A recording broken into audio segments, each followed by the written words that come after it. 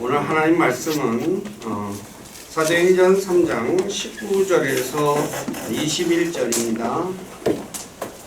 한 절씩 봉독하겠습니다. 그런즉 너희는 회개하고 회심하라.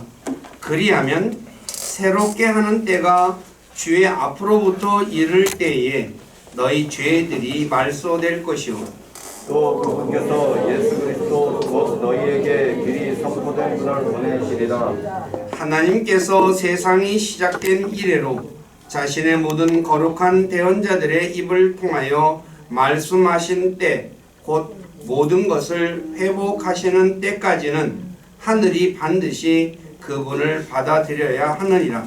아멘. 앉으시기 바랍니다. 잠깐 기도하고 말씀 전하겠습니다. 아버지 하나님,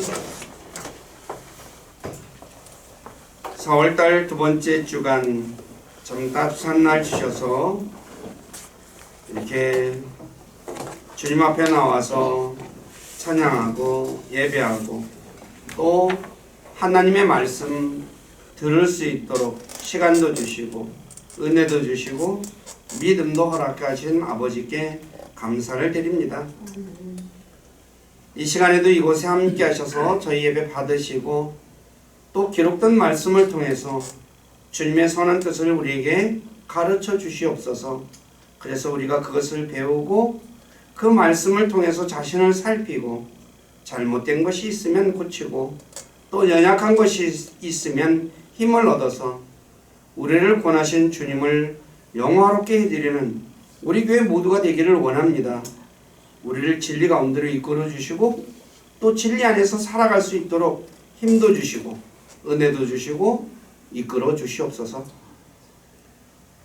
여러 가지 사정이 있어서 또 코로나로 인해 확진으로 인해서 이 자리에 참여하지 못하는 지체들 어디 있던 간에 주님의 은혜 가운데 머물게 하시고 주님께서 돌보아 주셔서 건강한 모습으로 함께 모여서 주님을 찬양하고 예배하는 삶 살아가도록 이끌어 주시고 영광을 받으시옵소서.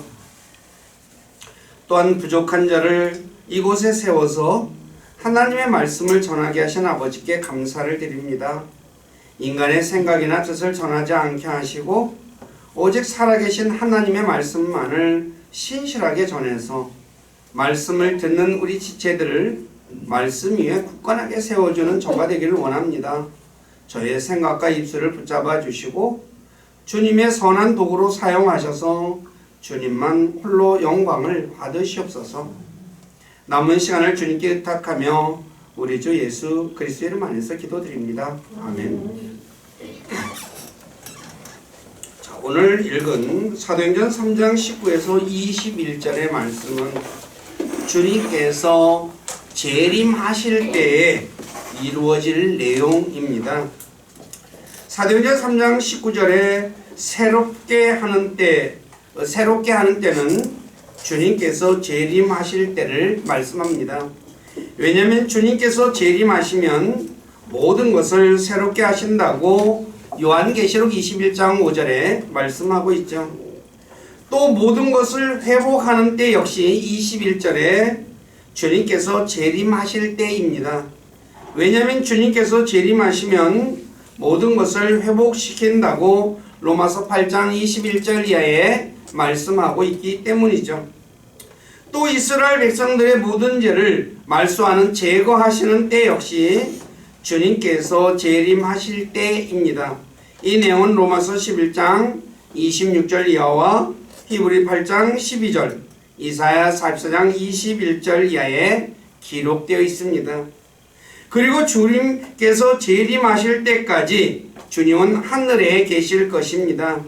21절에 보니까 모든 것을 회복하시는 때까지는 하늘이 반드시 그분을 받아들여야 하느니라. 그러니까 회복할 때까지는 어디에 계신다는 내용이에요? 하늘에 계신다가 내려오신다는 거죠. 아시다시피 우리 죄를 제거하기 위해서 십자가에서 피 흘려 죽고 부활하신 주 예수님께서 제자들이 보는 앞에서 하늘로 올라가셨다고 말씀하셨죠. 그리고 지금은 하나님 왕자 오른편에 앉아 계시고 다시 하늘로부터 오실 것을 성경은 말씀하고 있습니다.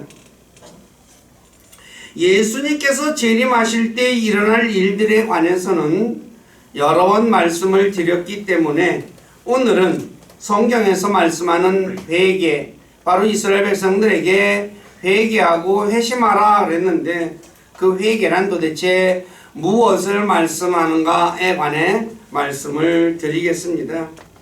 성경에서 회개라는 이 명사는 모두 26번 사용되었고 뜻을 돌이키는, 흠정역에서는 뜻을 돌이키는 것으로 3번, 나머지 23번은 회개로 번역되었습니다.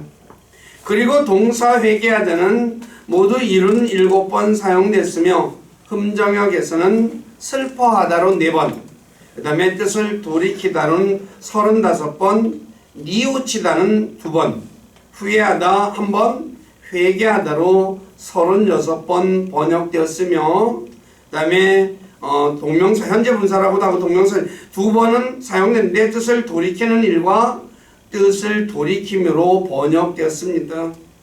자, 오늘 그러면 이 회개에 대해서 여러 가지로 번역을 했는데 그 왜 이렇게 번역되었는지에 대해서 말씀을 드리겠습니다. 첫째, 슬퍼하다로 번역이 되었죠. 하나님께서 사람의 한 어떤 행동으로 인해 유감스러움을 나타낼 때 회개하다라는 단어를 사용했는데 흠정역에서는 슬퍼하다로 번역되었습니다. 예로 창세기 6장에서 바로 사람들이 죄를 졌죠. 그래서 하나님께서 사람을 만드신 것에 대해 슬퍼하셨다라고 창세기 6장 7절에 말씀하고 있는 내용이 바로 영어로 repented라는 단어를 써서 슬퍼하다라고 번역을 했습니다. 그리고 또 사무엘상 15장 11절과 35절에 사울이 죄를 짓죠. 그러니까 하나님께서 하지 말라고 하는 일들을 하니까 하나님께서 사울을 왕으로 세우신 것에 대해 슬퍼했다고 사무엘상 15장 11절과 35절에 말씀하고 있습니다. 자, 넘어가셔서 두 번째, 뜻을 돌이키다라고 사용된 것은 성경에 하나님께서는 사람이 자신의 생각을 바꾸는 모습이 여러 번 기록되어 있는데 그때 영어로 이 repent라는 단어를, 회개하다는 단어를 사용했으며 흠정역에서는 그러니까 뜻을 돌이키다라고 번역을 했습니다.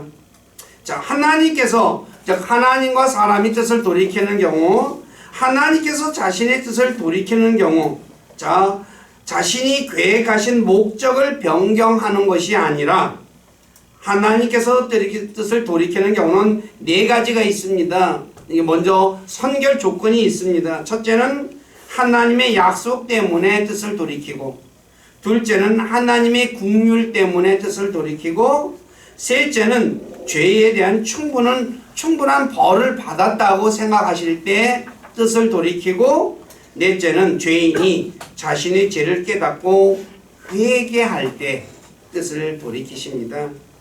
자, 첫째, 모세가 시내산에 올라간 후 내려오지 않자 이스라엘 백성들이 밑에서 뭐 했습니까? 올라갔는데 안 내려와요. 40일 가까이 됐는데. 그래서 아론을 통해서 송아지 우상을 세우게 되죠. 그래서 하나님께서 그 이스라엘 백성들을 멸해버리시려고 작정을 하십니다. 그러자 모세가 하나님 앞에 기도를 하죠. 근데 그 기도가 뭐냐? 바로 아브라함과 이삭과 야곱과 하나님 약속을 맺지 않았습니까? 라고 간구합니다. 제가 그 줄친데만 다 읽어드릴게요. 자, 보십시오. 모세가 주 자신의 하나님께 간청하여 이르되, 하나님이 싹 이제 멸해버리려고 하니까, 주여 어찌하여 주께서 큰 권능과 강한 손으로 이집트 땅에서 데리고 나오신 주의 백성에게 맹렬히 진노하시나이까? 어찌하여 이집트 사람들이 말하여 이르기를 그가 재앙을 내리려고 그들을 데리고 나와 산에서 그들을 죽이고 지면에서 끊어 소멸시켰다 하게 하려 하시나이까. 그러니까 데리고 와서 죽이려고 데려놨다 이게. 주의 맹렬한 진노에서 돌아서시고 주의 백성을 향한 이 재앙에서 뜻을 돌이키소서. 이 단어가 영어로 repent라는 회개하다는 단어입니다. 그러면서 뭐라고 했냐면 주의 종들 곧 아브라함과 이삭과 이스라엘 야곱입니다. 기억하소서. 주께서 주 자신을 두고 그들에게 맹세하여 그들에게 말씀하시기를 내가 너희 씨를 하늘의 별들과 같이 번성하게 하고 내가 말한 이 모든 땅을 너희 씨에게 주어 그들이 영원토록 그것을 상속하게 하리라 하셨나이다. 아멘. 약속. 하나님이 아브라함과 이삭과 한 약속을 갖다가 상기시켜 드리는 거야. 그러니까 어떻게 해요? 하나님이 꼼짝 못하는 거야. 그러니까 주께서 자신의 백성에게 내리라던 그 재앙에서 뜻을 돌이키시더라. 하나님이 하신 말씀이 있잖아요. 그러니까 자기가 한 말에 대해서 우리도 아이들에게 약속을 했잖아요. 그러면 아이가 아버지가 한 약속을 얘기하면서 아빠 이거 들어주기로 했잖아. 그러면 어떻게 돼요? 꼼짝 못하죠. 그래서 하나님이 뜻을 돌이키십니다. 두 번째, 이스라엘 백성들이 학대받고 괴로움으로 신앙하는 것을 보신 후 뜻을 돌이키셨는데 이것은 하나님의 무한한 긍휼 때문입니다. 시편 106편에 나와 있는데 그럼에도 불구하고 그분께서 그들의 부르짖음을 들으실 때에 그들의 고난에 주목하시고 그들을 위하여 자신의 언약을 기억하시고 아브라함과 이삭과 한 약속을 기억하시고 자신의 많은 긍휼에 따라 뜻을 돌이키시며 고통받는 것을 보고 하나님께서 마음을 돌이키는, 그냥 내버두는 게 아니라 이제 건져내게 되겠다는 생각을 하시는 거죠. 그들로 하여금 그들을 포로로 끌려간 모든 자들에게 불쌍히 여겨지게 하셨도다. 바벨론 포로로 끌려갔다가 돌아오게 하시는 거죠. 그 다음에 셋째, 죄에 대한 충분한 벌을 내리신 후, 그러니까 이스라엘 백성들이 벌을 받은 거죠. 하나님이 뜻을 돌이켜요. 이 내용은 사무엘하 24장에 나와 있는데 다윗이 이스라엘의 숫자를 셉니다. 근데 숫자를 세면 안 되죠. 왜 세지 말라 그러네요. 사람의 힘을 의지하게 되거든요. 네, 아합인가가 반대를 합니다. 세지 말라고. 근데 다윗이 부득불 우겨서 세죠. 그래가지고 하나님이 이제 진노하죠. 그래서 벌을 세 가지를 얘기합니다. 이 세 가지 중에 한 가지 택해라 라고 하자. 짧고 굵게 해가지고 이제 3일 동안 역병을 택해요. 그러니까요, 하나님께서 천사를 보내 재앙을 내리치어서 7만 명이 죽습니다. 오늘날로 말하면 이런 코로나 같은 역병이죠. 그러니까 하나님께서 뜻을 돌이키셔요. 자, 제가 읽을게요. 보십시오. 이에 주께서 그 아침부터 정하신 때까지 이스라엘 위에 역병을 보내시니 단에서부터 부엘세바에 이르기까지 백성 중에서 7만 명이 죽으니라. 천사가 예루살렘을 향해 자기 손을 내밀어 그것을 멸하려 할 때에 주께서 그 재앙에서 뜻을 돌이키사 백성을 멸한 천사에게 이르시되 족하다. 이제 내 손을 멈추라 하시거늘. 그러니까 3일 동안 했는데 하루에 7만 명이 지금 죽었어요. 그러니까 어마어마한 거죠, 그죠? 그러니까 그냥 하나님이 그냥 이제 그만해야 되겠다 하고 나서 뜻을 돌이켜요. 자, 넷째, 사람이 자신의 죄에서 돌아설 때, 회개할 때 뜻을 돌이켜요.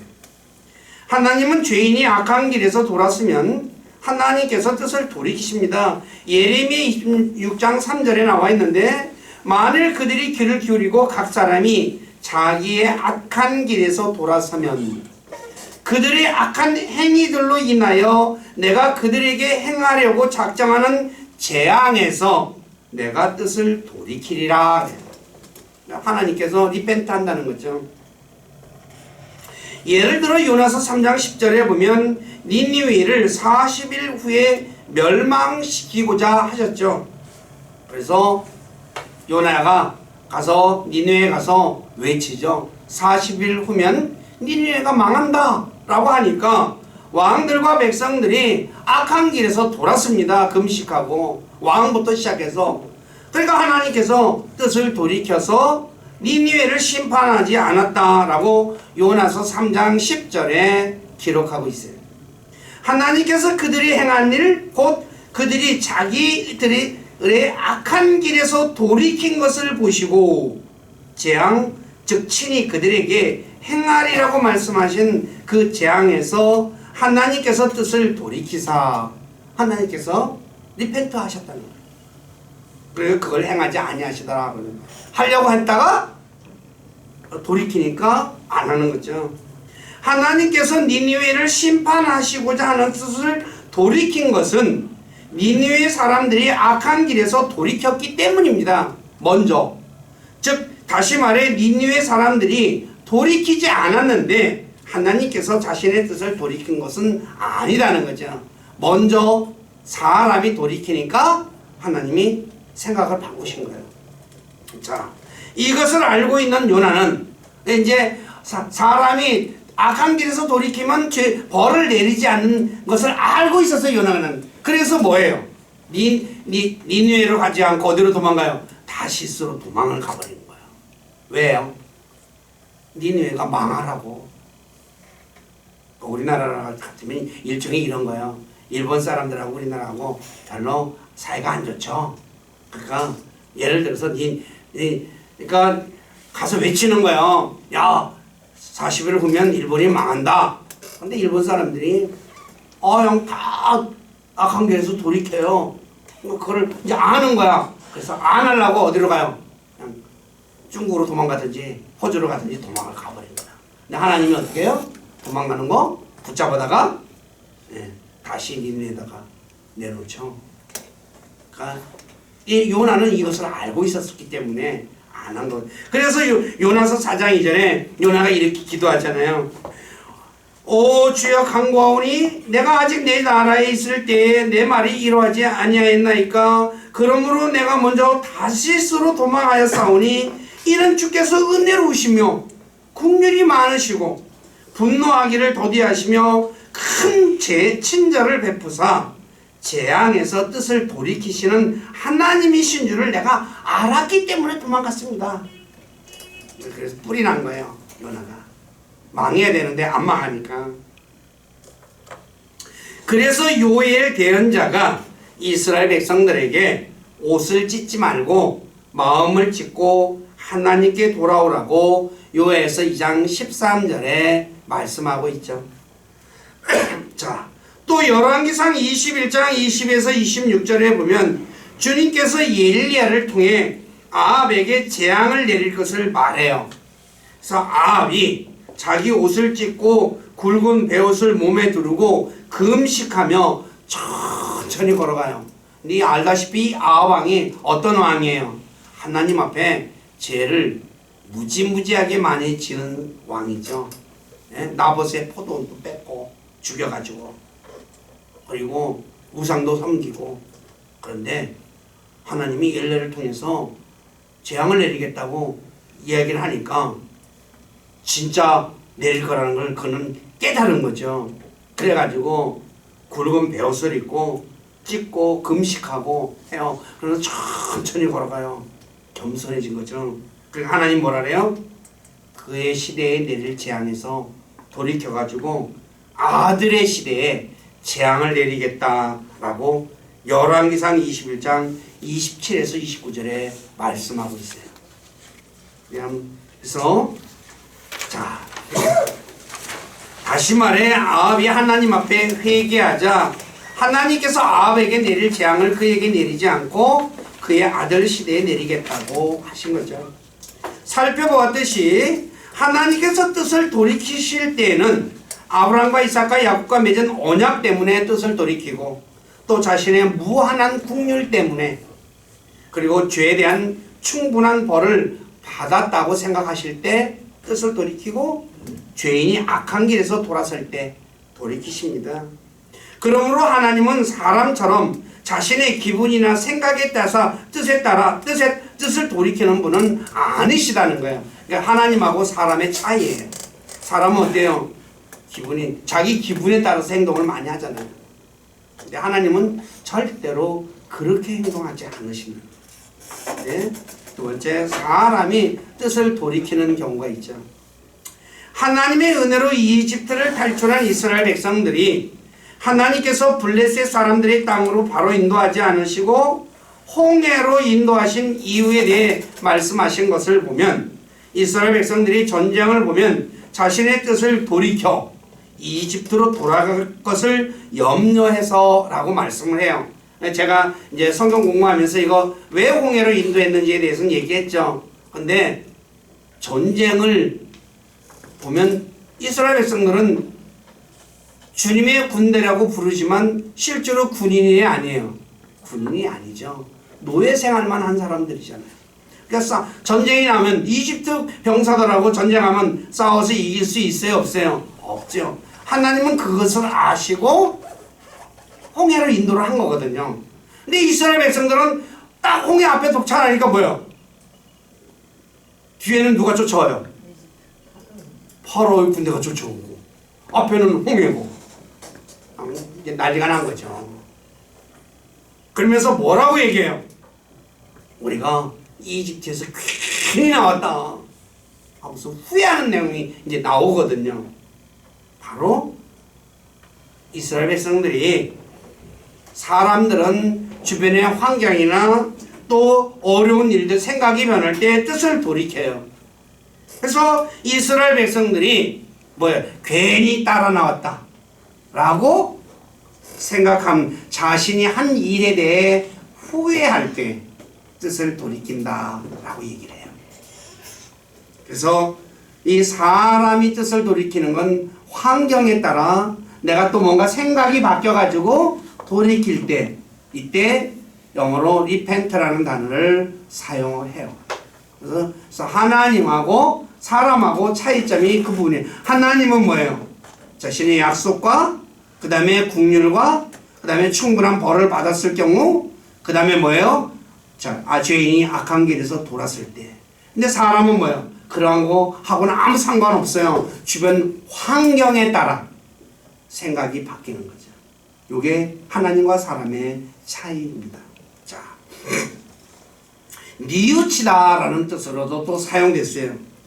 자신이 지난날 행한 행동에 대해 반성의 의미로 사용돼요. 그래서 이 내용은 사사기 21장 6절과 21장 15절에 기록돼요. 이게 뭐냐면 이스라엘 백성들 중에서 사사기의 베냐민 지파 사람들이 뭘 해요? 레위인의 첩을 겁탈을 하죠. 그래가지고 이스라엘 나머지 지파하고, 그래서 나머지 지파들이 모여요. 그래서 이제 레위 지파 사람이 뭐래요? 자기 첩이 죽어요. 얼마나 남자들이 겁탈을 많이 했는지. 그래서 토막을 내가지고 이스라엘 11지파에게 나눠 보내죠. 그래서 다 모여요. 그래가지고 회의를 해가지고 그 악한 벨리알의 자식을 내놔라.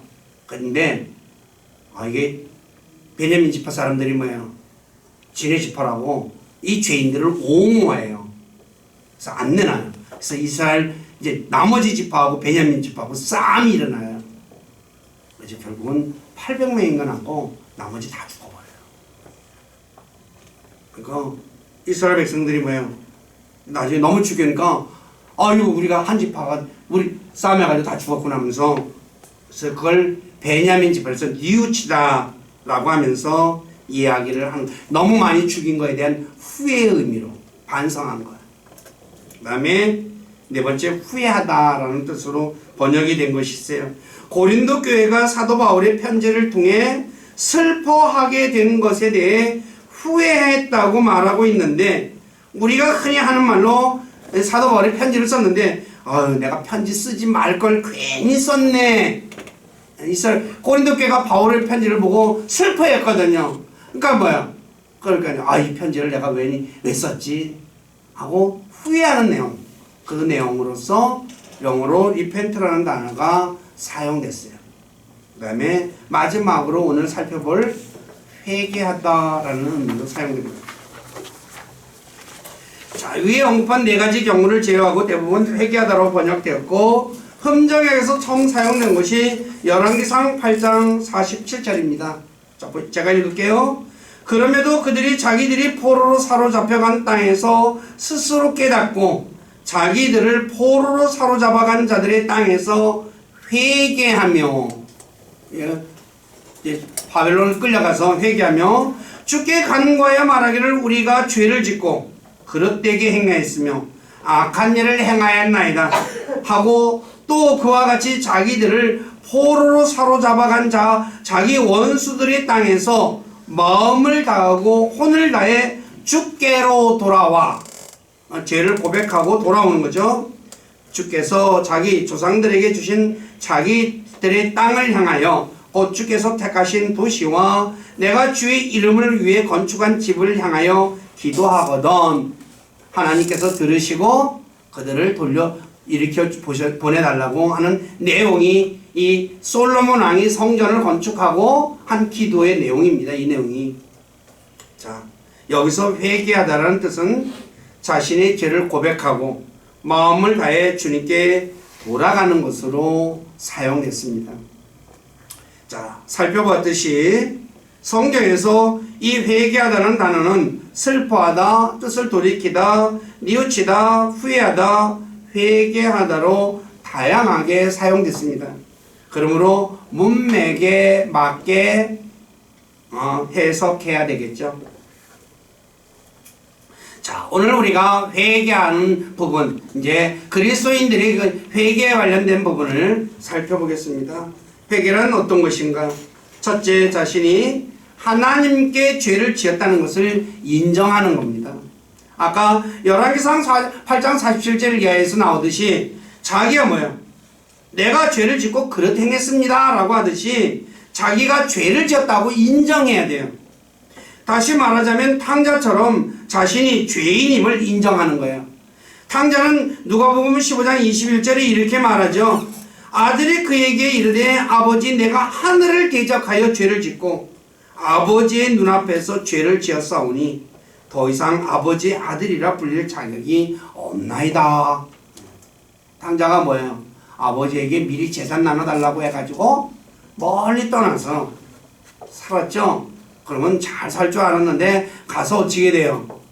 누가 자기를 통제해주는 사람이 없으니까 먹고 마시고 흔히 말하는 대로 주색 잡기에 골몰해가지고 재산 다 날리시며 거지가 됐어요. 그래가지고 깨닫는 거죠. 아, 내가 죄인입니다. 그래서 세리처럼 자신이 죄인임을 고백하며 자신에게 긍휼을 베풀어 달라고 해야 합니다. 그러면 주님께서 긍휼을 베풀어 주셔요. 제일 선결 조건이 바로 이겁니다. 우리가 구원받기 위해서 해야 하는 것이 제일 먼저 해야 할 것이 뭐예요? 내가 죄인임을 인정하는 거죠. 왜 자신이 죄를 지은 죄인임을 고백해야 할까요? 성경은 모든 사람이 죄를 지었기에 죄인이라 말씀하고 있기 때문입니다. 다시 말해 죄를 짓지 않는 사람은 없습니다. 이 온 인류 중에 한 명도 없습니다. 예수님 빼놓고. 그래서 죄의 싹은 사망이기 때문에 모든 사람이 태어나서 다 죽는 겁니다. 그래서 로마서 5장 12절에 한 사람으로 말미암아 죄가 세상에 들어오고 이 아담 때문에 죄가 들어왔다 그랬죠?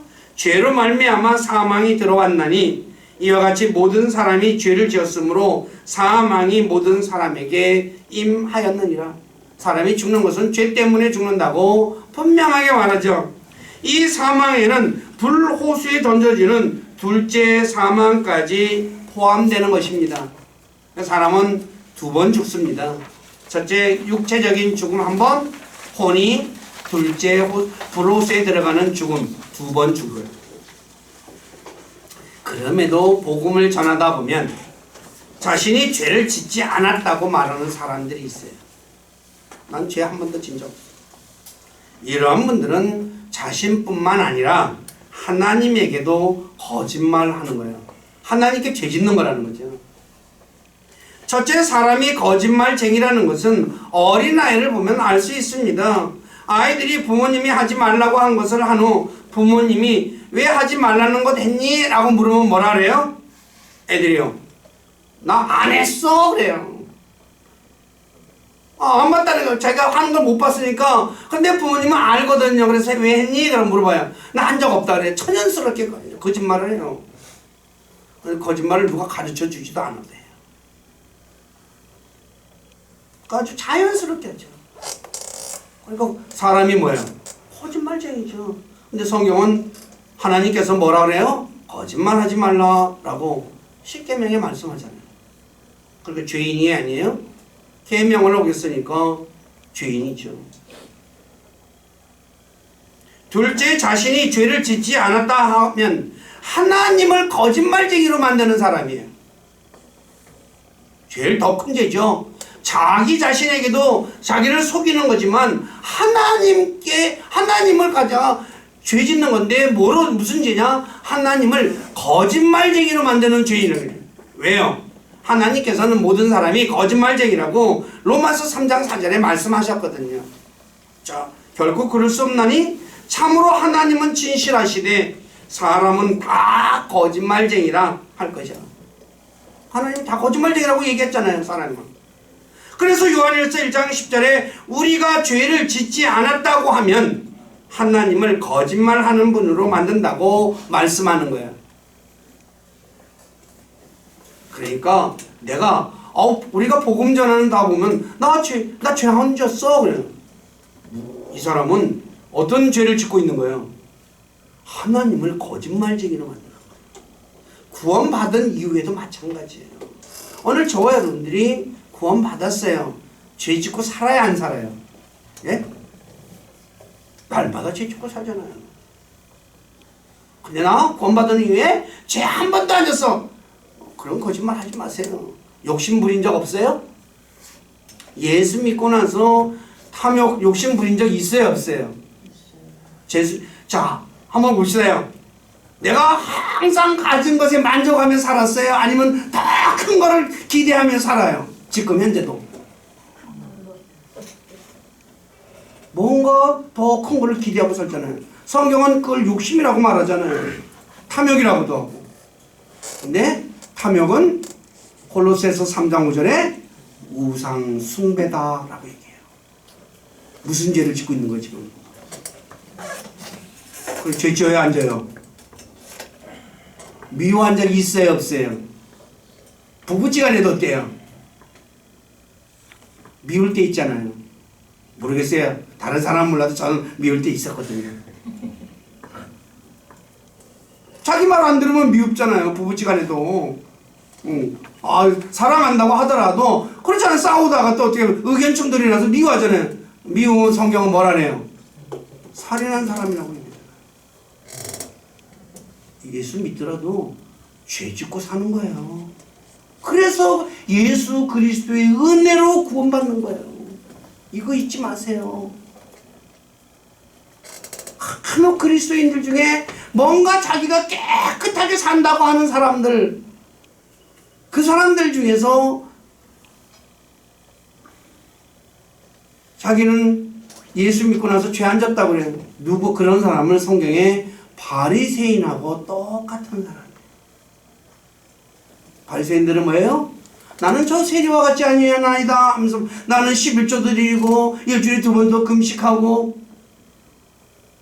주님은 누구를 칭찬했어요? 바리새인을 칭찬하지 않냐고.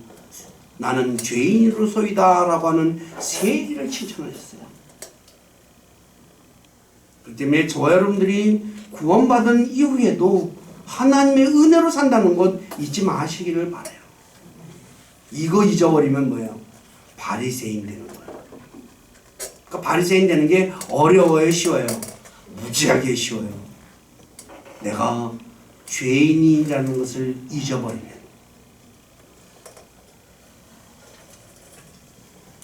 자, 그러므로 회개하기를 원하는 사람은 자신이 죄인이라는 것을 인정하고 고백해야 돼요. 둘째, 욥과 다윗처럼 죄에 대해 슬퍼하고 죄를 미워해야 돼요. 자신이 죄인임을 인정하고 고백하는 사람은 왜 내가 이런 죄를 졌지 하며 자신에 대해서 자책하죠. 그래요, 안 그래요? 그 다음에 어떻게 해요? 죄를 지은 자신을 또 미워하잖아요. 내가 바보같이, 내가 멍청이야 하면서 막 하잖아요. 우리 모두는 자신이 지은 죄에 대해 자책한 적이 있습니까? 또 그러한 죄를 지은 자신에 대해 미워하고 한 적은 있습니까? 진정한 회개는 탕자처럼 자신이 지은 죄에 대해 자책하는 겁니다. 이 점 잊지 마시기 바랍니다. 누가복음 15장 17절에 이렇게 말합니다. 그제야 그가 정신을 차리고 이르되, 이제 제정신이 돌아온 거예요. 먹고 마시고 다 잃어버리고 나니까 내 아버지께는 빵이 풍족하여 나누어 줄 수 있는 품꾼이 얼마나 많은가. 그런데 나는 굶어 죽는구나. 비참한 자기 신세에 대해서 뭐예요? 자책하고 하는 거죠. 오늘 저와 여러분들이 회개하면서 내가 지은 죄에 대해서 자책한 적이 있는가 한번 살펴보시기 바라요. 그 다음에 세 번째, 죄에 대해 슬퍼하고 미워하면 이제 하나님께 돌아와야 돼요. 그래야 회개를 이루어 다시 돌이킬 수 없는 구원에 이르는 거예요. 진짜 구원받는 거예요. 예를 든다면 가룟 유다는 자신이 예수님을 은 30개 판 것에 대해 뜻을 돌이켰어요. 여기서 영어로 리펜트라는 단어를 써요. 근데 다시 말해, 왜 내가 바보같은 짓을 했지? 라고 후회했어요. 그렇지만 그는 하나님께로 돌이키지 않았기 때문에 참된 회개를 한 것이 아니에요. 무슨 얘기인지 아시겠어요? 그렇지만 누가복음 15장의 탕자는 자신의 뜻을 돌이켜 아버지께로 돌아왔기 때문에 참된 회개를 한 거예요. 제가 이 부분은 천천히 읽어드릴게요. 줄친 것 잘 보십시오. 그제야 그가 정신을 차리고 이르되 내 아버지께는 빵이 풍족하여 나누어 줄 수 있는 품꾼이 얼마나 많은가. 그런데 나는 굶어 죽는구나. 내가 일어나 내 아버지께 가서 그분께 이르되 아버지, 내가 하늘을 대적하고 죄를 짓고 아버지 앞에 죄를 지었사오니 더 이상 아버지의 아들이라 불릴 자격이 없나이다. 나를 아버지의 품꾼 중 하나로 삼아 주소 하리라 하고 일어나서 그가 자기 아버지께로 가니라 하고요. 일어나서 가요 이제. 그러나 그가 아직 멀리 떨어져 있을 때 그의 아버지가 그를 보고 불쌍히 여겨 달려가 그의 목을 껴안고 그에게 입을 맞춤에 아들이 그에게 이르되 아버지, 내가 하늘을 대적하여 죄를 짓고 아버지의 눈앞에서 죄를 지었사오니 더 이상 아버지의 아들이라 불릴 자격이 없나이다 하나 아버지가 자기 종들에게 이르되 가장 좋은 옷을 가져다가 그에게 입히고 그의 손에 반지를 끼우고 그의 발에 신을 시키라. 그리고 살찐 송아지를 여기로 끌어와 잡으라. 우리가 먹고 즐기자. 이 내 아들은 죽었다가 다시 살아났으며 그를 잃어버렸다가 찾았노라 하니 그들이 즐거워하기 시작하더라. 자, 저와 여러분들이 예수 믿기 전에 죽었어요? 살아있었어요? 죽었잖아요. 아버지께로 돌아가니까 뭐야? 아버지가 죽었던 내 아들이 나왔다. 이게 여기까지가 진짜 구원이에요.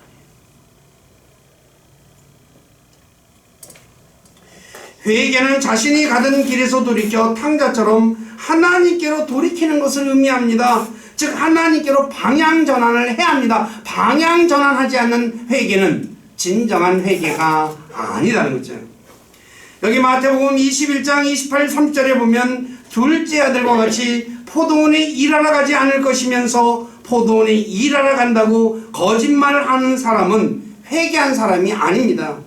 마태복음 21장 28절에 그러나 너희는 어떻게 생각하느냐? 어떤 사람에게 두 아들이 있었는데 그가 첫째에게 가서 이르되 아들아, 오늘 내 포도원에 가서 일하라 하니 그가 응답하여 이르되 가지 아니하겠나이다. 아버지, 나 안 갈래요. 그래요. 근데 그 뒤에 뜻을 돌이켜 갖고 회개한 거죠. 그런데 그가 둘째에게 가서 또 그와 같이 말하며 그가 응답하여 이르되 아버지여 가겠나이다 하고는 가지 아니하였느니라. 그래요. 앞에서는 가겠다라고 말하고 뒤에서는 뭐예요? 뒤에가 아니라 안 간 거예요. 그러니까 둘째 아들은 회개한 거야, 안 한 거예요? 안 한 거야. 무슨 얘기인지 아시겠어요? 그렇기 때문에 회개하는 사람은 지금까지 세상의 경로를 따라 육신의 욕심을 따라 살아가고 있었다면 지금 이 순간 방향 전환을 해서 하나님께로 향해야 합니다. 이것이 진정한 회개입니다. 마지막으로 그러면 회개하고 난 후에 뭐 해야 되냐? 회개에 합당한 열매를 맺어야 합니다. 누가복음 3장 8에서 14절에 보면 침례 요한은 자신에게 묻는 사람에게 이렇게 말합니다. 이제 침례 요한이 회개에 합당한 열매를 맺고 이스라엘 백성들에게 얘기하죠. 우리에게 아브라함이 아버지로 있다 라고 말하지 말라 하면서 하나님께서는 돌들로도 아브라함의 자손을 일으켜 세울 수 있다 라고 말해요. 그러면서 도끼가 나무 뿌리에 놓여 있으니 좋은 열매를 맺지 아니하는 나무마다 찍혀 불 속에 던져지느니라 라고 말하자 사람들이 침례 요한에게 물어요. 그러면 우리가 무엇을 해야 합니까? 라고 하니까 침례 요한이 이렇게 말하죠. 겉옷이 두 벌이 있는 자는 하나도 없는 자에게 나누어 줄 것이요. 오늘 말하면 코트가 두 벌이 있는 사람은 코트 한 벌도 없는 사람에게 주라는 거죠. 그 다음에 먹을 것이 있는 자도 그렇게 할 것이요. 내가 먹을 거 있으면 먹을 거 없는 사람에게 나눠주고. 그 다음에 세리도 침례를 받으러 와서 그에게 이르되 선생님 우리는 무엇을 하리까 하며 그가 그들에게 이르되 너희에게 정해준 것 이상으로 거두지 말라. 세무원에게 사람들에게 정당한 법 이상으로 징수하지 말라는 거죠. 그 다음에 군사들에게도 물어 이르되 우리는 무엇을 하리까 하며 그가 그들에게 이르되 아무도 폭행하지 말고. 군인들은 당시엔 로마 군인들이 지배하는 사람들이지. 일제시대에 일본군 순사가 뭐야? 한국 사람 막 두들겨 패는 거랑 똑같은 거죠. 그러면서 뭐라 그래요? 아무도 거짓으로 고소하지 말고 너희가 받는 급료로 만족하라. 오늘날도 힘 있는 사람들이 막 거짓 고소해가지고 그래서 문제가 많잖아요. 자, 이것이 회개의 열매인데 좀 더 자세하게 제가 써놨습니다.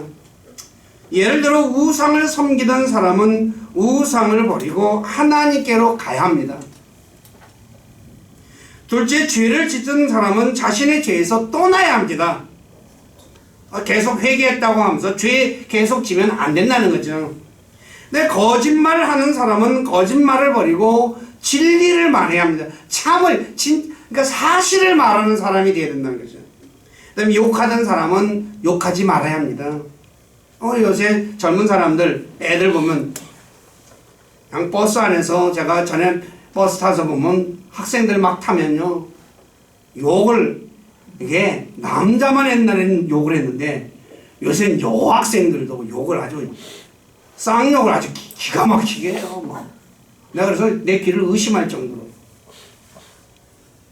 근데 어른들도 욕 많이 하죠. 욕하면 안 됩니다. 정직하지 못한 사람은 정직한 사람이 돼야 돼요. 이웃에게 해를 끼치는 사람이라면 이웃에게 유익을 끼치는 사람이 돼야 돼요. 그리스도인이 바로 이것이거든요. 그 다음에 도둑질을 하던 사람은 도둑질하지 말고 자기 손으로 일해 궁핍한 사람을 도와야 돼요.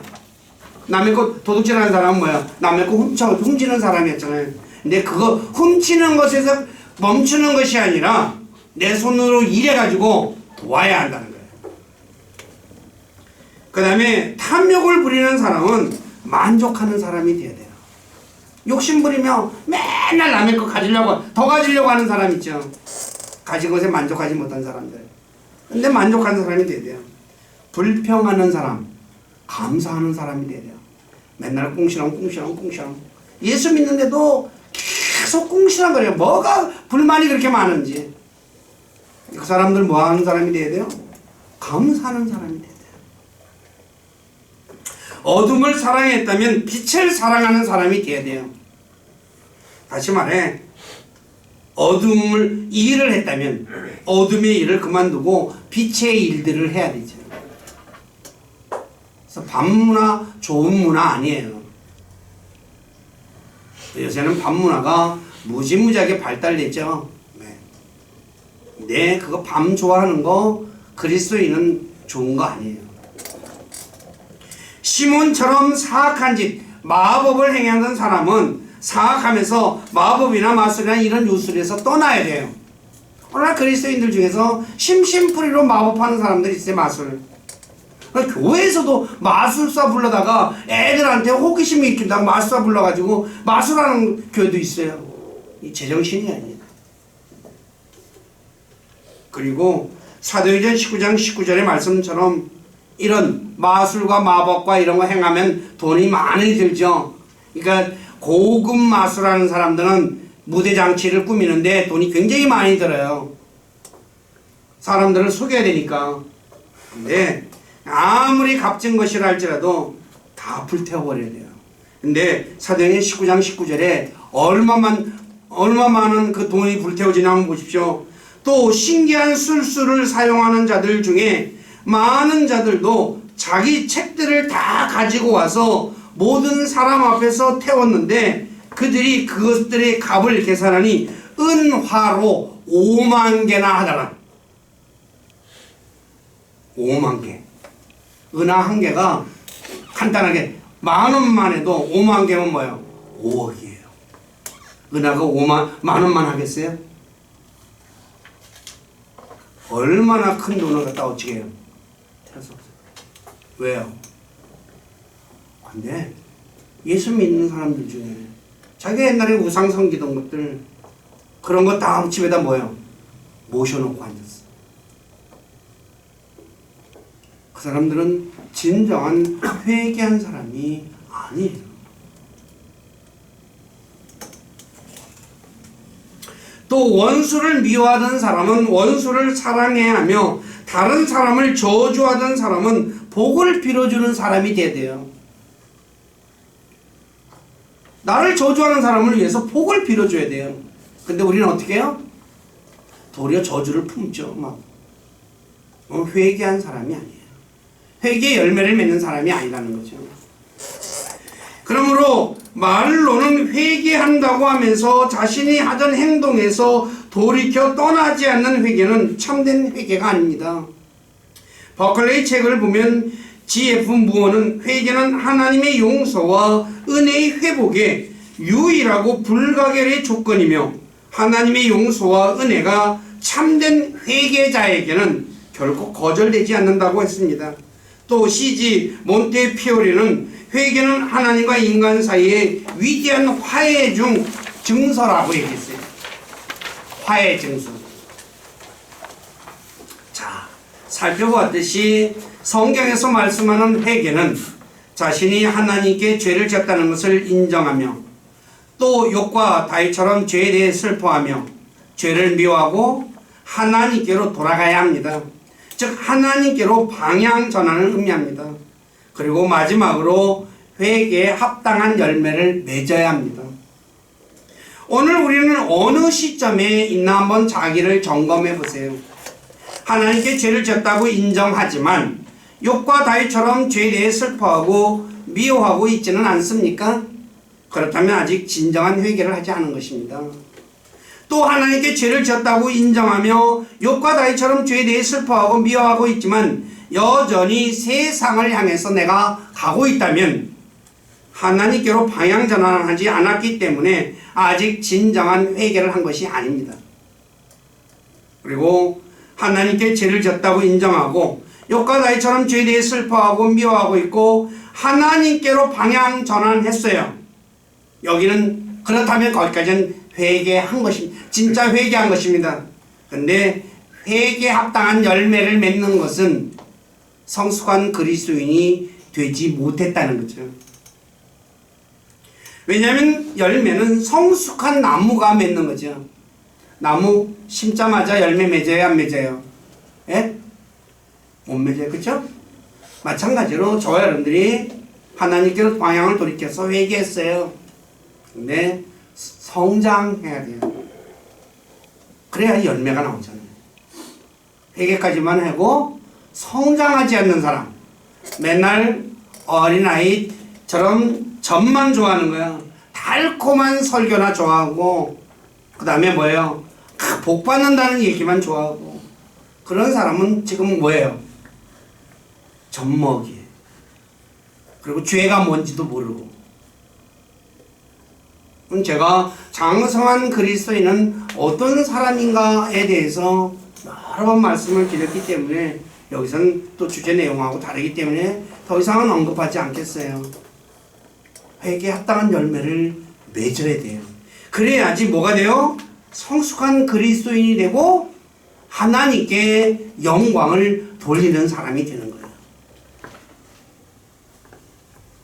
우리 교회 모두는 회개에 합당한 열매를 맺어 주님께로 방향전환 완전히까지 했을 뿐만 아니라 이제 성장해가지고 합당한 열매를 맺어 하나님을 기쁘시게 하고 하나님께 영광을 돌려드리는 분들이 되시기를 주님의 이름으로 간절히 부탁드립니다. 기도하겠습니다. 아버지 하나님, 부족한 자가 진정한 회개가 무엇인가에 대해 말씀을 전했습니다. 진정한 회개는 자신이 죄인임을 고백하고 자기가 지은 죄에 대해서 슬퍼하고 미워하며 그리고 돌이켜서 하나님께로 가는 것이라에 대해서 말씀을 전했습니다.